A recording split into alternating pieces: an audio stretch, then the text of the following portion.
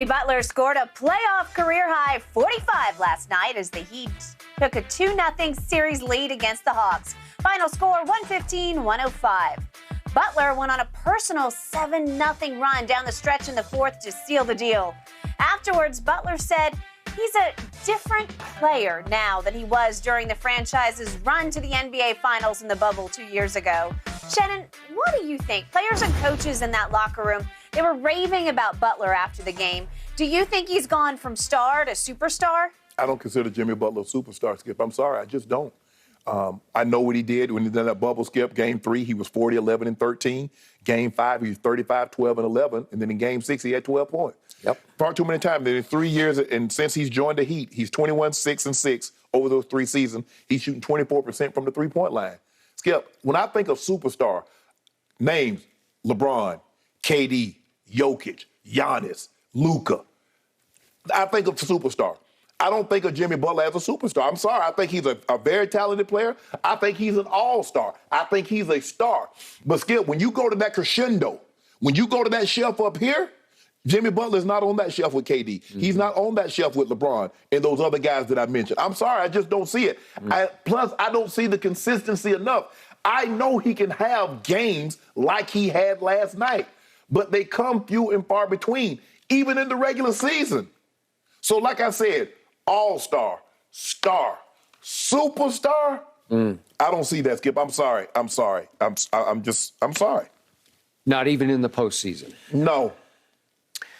I believe on any given moment and occasion, he can rise to superstar status in the postseason. I've never seen anything quite like it. I got you on the 12 points, but it's not that easy to go a 40 and a 30 or last night a 45 and just take a game completely over the way he can take it over at a superstar level when it matters the most.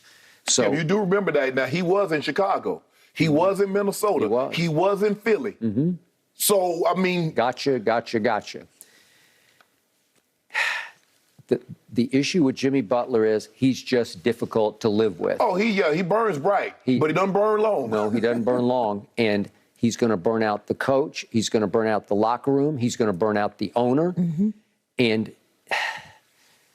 he almost burned out Spo about, 2-3 weeks ago? Yeah. And it was, I told you, it's a north-south moment for that team because Spo's looking at him in the huddle like, wait, you want to fight me? Yeah. Like, really? You want to fight me? And then, UD, right? They go to UD. Yeah. Oh, the OG. Yeah, the OG said, well, if you want to fight him, why don't you fight me first?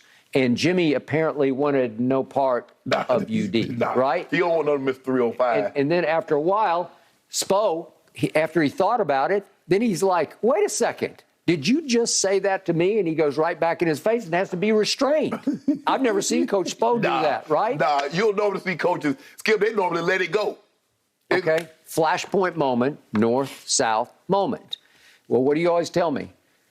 Production or tolerance? What is it? So, when production is high, so is tolerance. Okay. So his production, he updates his production just enough with a 45 last night to maintain barely enough tolerance, right? Mm-hmm. So I was told, just a quick aside here, he's got some personal issue that I do not know exactly what it is with Victor Oladipo. I'm a big fan of Victor's, and one reason I picked Miami to win the whole thing this year was, do you remember what happened in the last game of the regular season at Orlando? Yeah, Victor Oladipo scored 40 points himself. Yes. And I'm thinking, if you can bring him off the bench with Tyler Hero, do you not have some explosive bench numbers, absolutely, right? Yes. Manu Ginobili-esque coming off the bench. Yeah, you got Duncan Robinson, who was 8 and 9 from the three-pointer. That is correct. So you got some shock troops that can just heat you up for the Heat if you can use Victor Oladipo. Right. Have you noticed what's happening or not happening with Victor Oladipo? I think he's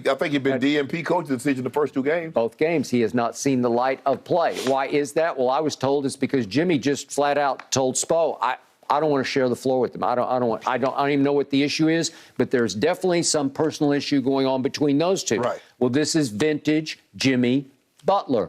He can turn into Jimmy Buckets. Yes. He can be a driving force for that team, and yet, do you see what he shot from 3 during the regular season? He shot 23.3% from 3. Well, that's obviously not superstar numbers. He's 24% over the 3 years. Skip, 21, 6, and 6 is not superstar, Skip. I'm sorry. And yet last night, would you believe he made 4 out of 7? Yes. And could I show you quickly the 3 straight shots that he made, including a huge 3 that closed the deal because Atlanta, thanks to Bogdanovich, had cut it all the way to 3. And then here's Jimmy Buckets. He scores 10 straight points. He just blew right by. Come on, Trey. Come on, Trey. Trey never accused of playing any defense. Is this the 3? This is huge. That's the shot of the night right there, because that was like. Well, Skip, if he hitting that shot, you just give it. You're like, okay, it's not our night tonight. And here he goes again, a little Euro left-handed. He's crafty. He's clever. He's skilled. Yes. And he has a mental toughness about him. In the bubble against your team, again, if he hadn't lost Dragic, who was their leading scorer up to that point, and he didn't lose Bam in game 1, I believe Jimmy would have been enough of a driving force to get them home against you guys in the bubble. Happen. Well, you know, go with let that happen. Well, go.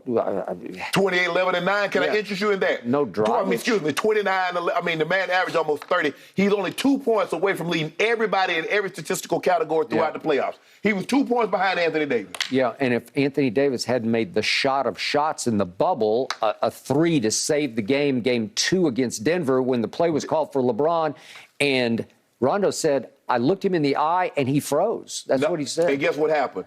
Because Plumlee wouldn't leave, that gave AD a chance. And what happened? Grant was also like, nah, they're going to throw this ball to AD. They're going to throw this ball to James. We don't want him to beat us. So, AD, you go ahead and shoot that shot. And AD shot through the heart. How can a GOAT be afraid to shoot free throws? GOAT ain't afraid of nothing. And then what did he do game 5? He told like Chris Haynes, I'm ending this bleep tonight. Yeah. Well, I think Jimmy Buckets is not afraid of the late game free throw line. I think he's big time clutch. Right? Yeah. You can give him the ball and get out of the way, because late in the game he just said, I got this. He's one of 5 guys that's ever had a 45-point, 0 turnover game in a playoff game. Yep. Would you consider him a superstar? And I said in the postseason, he has superstar stretches where, I qualify him as a superstar. Kevin Durant is not a superstar stretch player. Luka is not a superstar stretch player. Either you are this or you're not that. Well, I obviously picked them and him to win it all this year. But, Skip, there have been teams that's won championships without superstars. Okay. There's few and far between. But I am banking on him to make a bunch of big shots down the stretch. And I'm banking on him because he says he's a different player than he was in the bubble. Chris Middleton's a superstar, because how many big shots did he make down the stretch in the playoffs last year? But nobody considers Chris Middleton a superstar. Okay, he is the closer for that team, but Jimmy Butler is much taller and can score more ways than Chris Middleton can. I don't think he's taller than Middleton. Middleton's like 6'8", Skip. Chris Middleton? Yeah. I don't think he's that tall. Yeah, he's taller than Jimmy Bucket. I think Jimmy only 6'7". 6'8"? I don't think he's 6'8". I might give him 6'5" or 6. He taller than that, yeah. Chris Middleton? Yeah. Well, he's a guard. That's what they list him at. Big guard. I'm giving sure folks the business, Maybe too. You're right. I don't know. But the point is that Jimmy Butler is difficult, but he is the driving force of this team. Yeah. And now he's saying that we have a point guard, so I don't have to be as ball dominant.